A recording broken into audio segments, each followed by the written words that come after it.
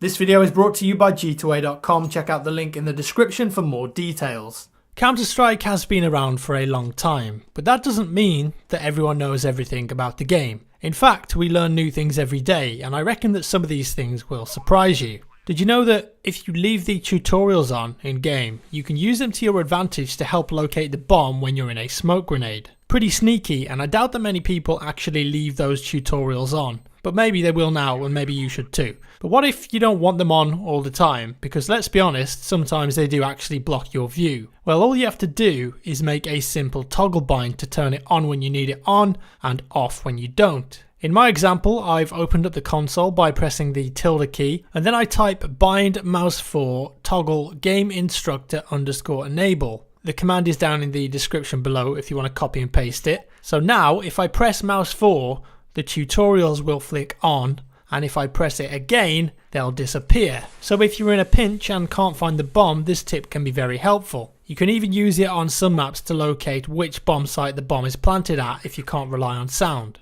On Dust 2 or here on Nuke for example, you're outside and you're not sure if the bomb is planted on the top or bottom bomb site. Get close enough to the bomb. On this occasion you need to be up against the wall on outside here, and the indicator will inform you exactly which bomb site the bomb is in and where to find it. The next tip has been in the game since the beginning of time, and even though the animations for climbing ladders have recently been updated, it actually still works. If you need to get up a ladder fast, then the way you do it is by going upwards and sideways. It might seem odd to those who aren't used to it, but you will get the hang of it. Approach the ladder to the side and keep pressing forward and A or D to climb up, and you'll go a lot faster than just heading straight up normally. It's very useful on maps like Train and Nuke for example. What about this one then? You're playing in a tough game of matchmaking and the other team is giving you and your teammates a hard time in the in-game chat. You're doing your best to ignore it, but you're finding it hard to not reply and you're being distracted because of it. It's going to affect your game. A simple recently added command can very easily fix this problem.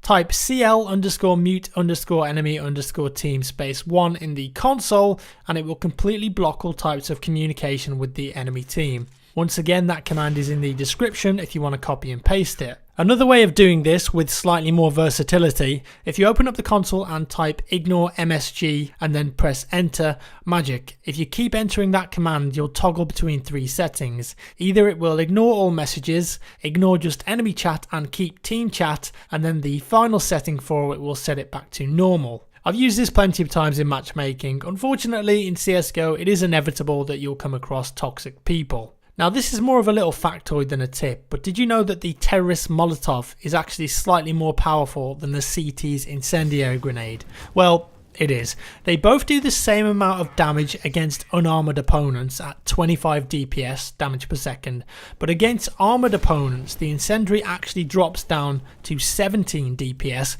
but the Molotov still does the same standard 25. Not only that, but the CT's incendiary grenade is actually $200 more expensive. Don't worry, it is designed that way though, but it's useful to know that if you run through an incendiary grenade, you're going to lose much less health than if it were a Molotov. Next tip, and this one's about when you die.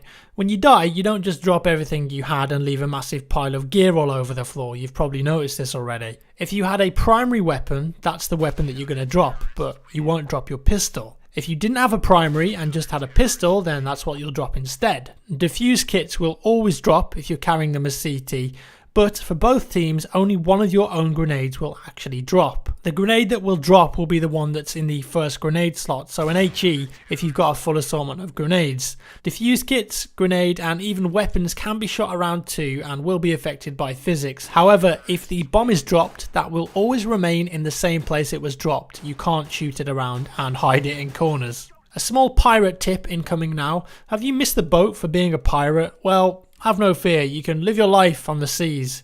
Well, sort of. If you want a bit of fun, you can actually turn your Counter-Strike into pirate mode and it will change the majority of text elements in the game, including the menus, into pirate speak. OR. Head into your launch options and put in -language space pirate and you're pretty much good to go. You'll now either be a pirate, it's pretty neat, or a member of Her Majesty's British Navy. Suits you, sir. Lastly, some general information about armor and how it actually works, because I think some people waste a bit too much money on replacing armor that's actually perfectly fine. Armor absorbs part of the damage that you take in game, but that's pretty straightforward and it's as you would expect. It's important to know that it only protects your chest, torso and head if you bought a helmet. What's important to know is that 100% armor will have just about the same effectiveness as 50% armor, and it will still continue to absorb some of the damage that you're taking. You only need to rebuy armor when you get to around 40%. Anything other than that is just a waste in my opinion, unless you're rolling around in money of course. So save those pennies and buy some grenades instead.